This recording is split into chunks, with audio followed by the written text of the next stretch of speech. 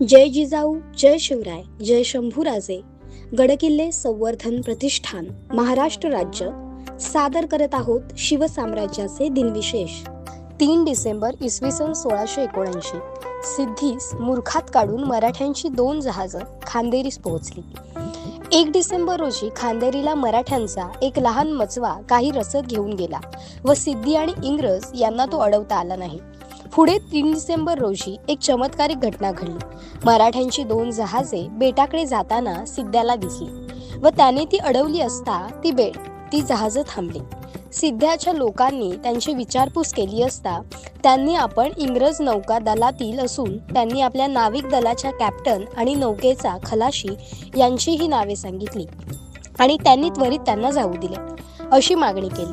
कारण आपण काही मराठी नौका दक्षिणेच्या बाजूने येताना पाहिल्या असून त्याची माहिती मिळवण्याकरिता जात असल्याचे सांगितले. सिद्ध्याच्या त्या लोकांना खात्री पटली व त्यांनी मराठ्यांना जाऊ दिले व पुढे त्यांना दिसले की ते खांदेरीच्या आखातात जाऊन तिथेच नांगरले. त्यावरून त्यांना समजले की ते मराठेच होते व आपल्याला मूर्खात काढून ते पळून गेले. ही बातमी सिद्ध्याच्या त्या जहाजावरील एका हशमाने इंग्रजांच्या सेवेतील एका मुसलमानाला दिली व त्यावरून ती इंग्रजांनी नमूद केली. 3 डिसेंबर रोजी सिद्धीच्या आरमाराचा मुख्य सिद्दी कासिम आणि केगविन यांची भेट झाली व कासिमने आता आपण बेटावर उतरून काय तो सोक्षमोक्ष लावूया असे सांगितले.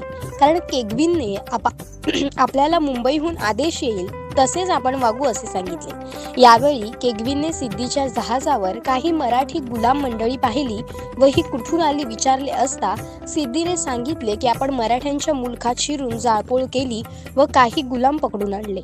तसे केगविनने हे लिहून मुंबईला पाठवले. 3 डिसेंबर इसवी सन 1776 महाराजा यशवंतराव होळकर यांची जयंती. यांचा जन्म वाबगाव तालुका खेड जिल्हा पुणे येथे 3 डिसेंबर 1776 रोजी झाला. ते पेशव्यांचे सरदार होते. मध्य प्रदेशातील इंदूर येथे त्यांनी होळकर संस्थानाची स्थापना केली आणि ते तेथे पहिले राजा झाले. यशवंतराव सलग 18 युद्ध अपराजित राहिले. त्यांनी इंग्रजांना सलोखी पळू करून सोडले होते. संपूर्ण भारतभर इंग्रजांविरुद्ध युद्ध करण्याची योजना त्यांनी तयार केली होती. परंतु या प्रक्रियेत अनेक ठिकाणी दगाफटका झाल्याने योजना पूर्णत्वास जाऊ शकली नाही. त्यांच्यामुळेच होळकर साम्राज्य ब्रिटिश साम्राज्यात विलीन होणारं शेवटचं मोठं राज्य होतं. 3 डिसेंबर इसवी सन 1803 पेशवा बाजीराव द्वितीय पेशवेपदी गादीवर बसला.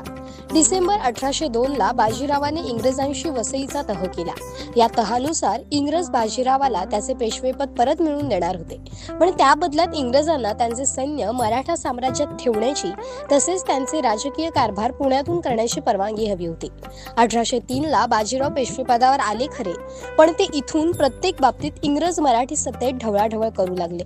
होळकर आणि शिंदे यांना ब्रिटिशांशी मराठ्यांच्या सत्तेत होणारी ढवळाढवळ मान्य नव्हती.